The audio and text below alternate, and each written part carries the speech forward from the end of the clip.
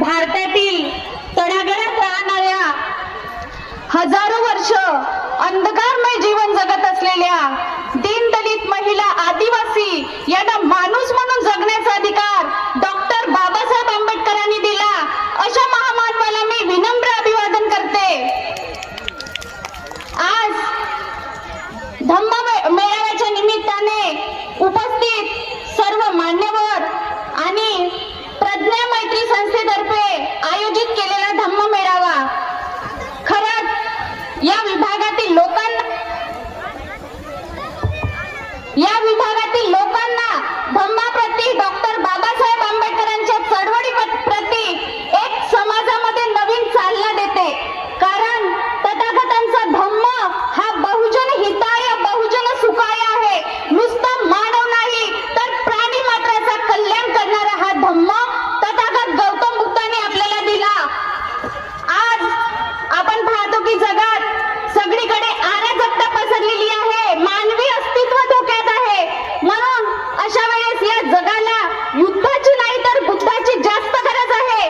कारण डॉक्टर बाबासाहेब आंबेडकर म्हणत होते, आम्ही सुद्धा मानव हो, आम्हाला सुद्धा माणूस म्हणून जगता यावं, यासाठी महाडच्या त्या क्रांतीभूमीत पाण्याचा सत्याग्रह केला।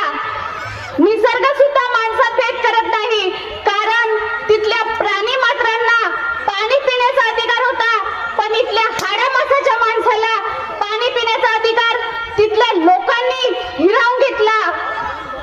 म्हणून सांगतो, कुणालाही जमली नाही अशी क्रांती भीमाने केली, कुणालाही जमली नाही अशी क्रांती भीमाने केली।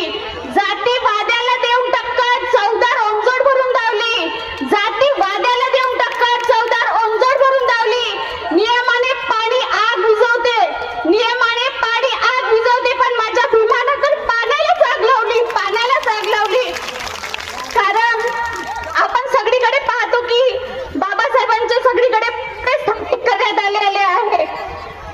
जग हे विख्यात आहे।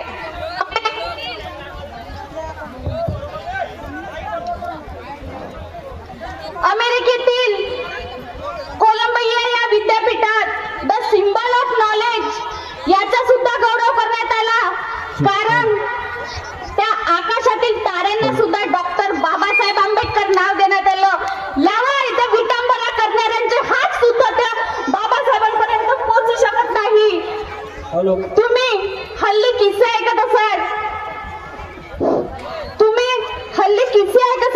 असाल, की बाबासाहेबांचे फोटो जाळले जातात, बाबासाहेबांच्या फोटोची